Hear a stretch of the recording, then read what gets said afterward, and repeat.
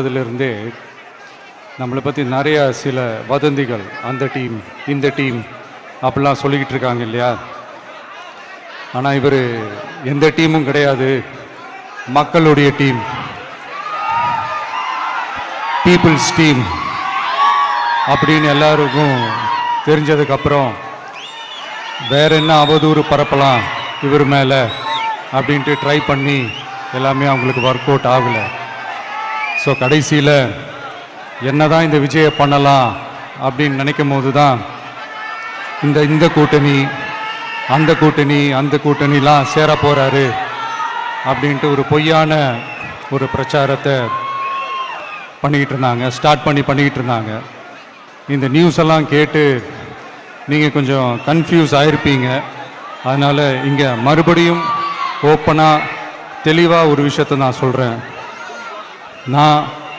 நாங்கள் எப்பவுமே மதச்சார்பற்ற கொள்கைன்றதில், அந்த ஸ்டாண்ட்லேயோ, மதச்சார்பற்ற சமூக நீதி என்ற அந்த நிலைப்பாட்டிலேயோ எப்பவுமே சமரசம் வச்சுக்கவே மாட்டோம்.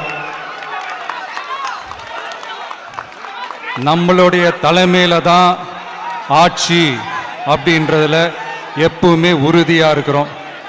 நம்மளுடைய முதல் மாநாட்டில் கூட நான் சொன்ன மாதிரி அரசியலில் யாருக்காகவும் எதுக்காகவும் எந்த விதமான ஒரு சமரசமும் நாம் வச்சுக்க போகிறதே எல்லாம் அந்த பேச்சுவார்த்தையே கிடையாது.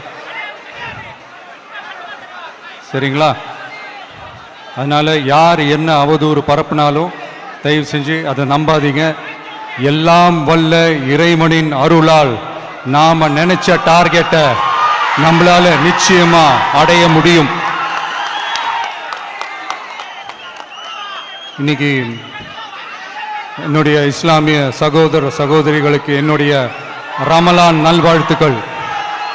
கான்ஃபிடென்ட்டா இருங்க, நல்லதே நடக்கும், வெற்றி நிச்சயம்.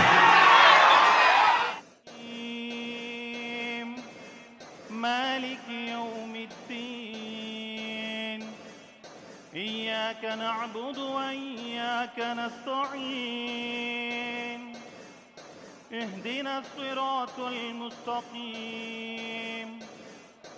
صراط الذي